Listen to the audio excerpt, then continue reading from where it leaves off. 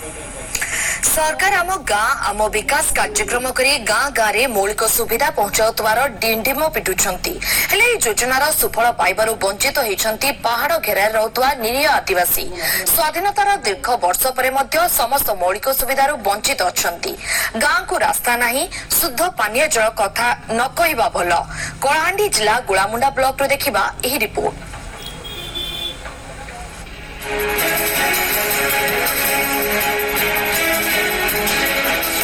Golamunda block रो माओ अधिष्ठित पितागुड़ा एवं रजामुंडा गाँ।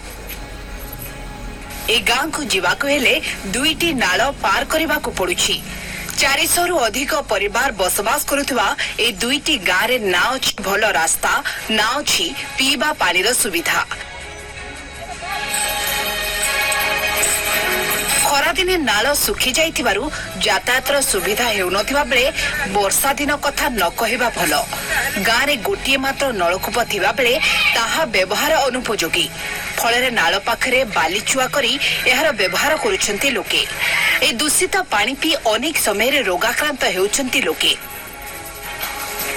Road पूरा डैमेज बइनावर पडुचे डिलीवरी मावन के एनन जन काडी नै परवा वर्षा मासे नेवर पडुचे 2 लाख खट न बई करना पबले सन न गाडी लागुचे। बहुत किछि असुविधा छै। जे देखो बोरिंग गोटे अछि, खरा मासे पानी शॉर्ट हो जेसी बोरिंग रे।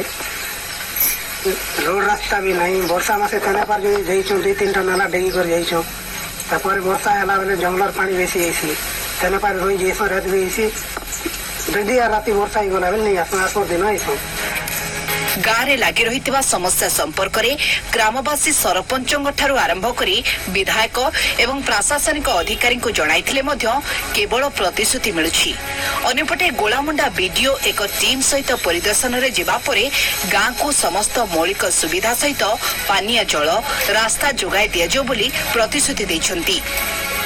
नलका पानी नीना इटा रोड रास्ता नीना जो हला बेले इटा बोई कर नोचा 3 किलोमीटर चाली जेसी इवेसन कर देवी नलचा कर देवी आंधे रोड रास्ता कर देवी हमर गांव के देखि असली वाला कलिया योजना हला बेले पानी जल अभाव आपन को नाला रे पानी पिउछली हमें देखिए नलकर व्यवस्था से करे दे परिबा आ जहां रोड का फिजिबिलिटी देखि को स्कीम रो निया जाय परिबा इधर एनर्जी स्कीम आ अदर स्कीम रो तार केते लेंथ छै सब डिटेल्स देखला पर जଣା पड़ियो।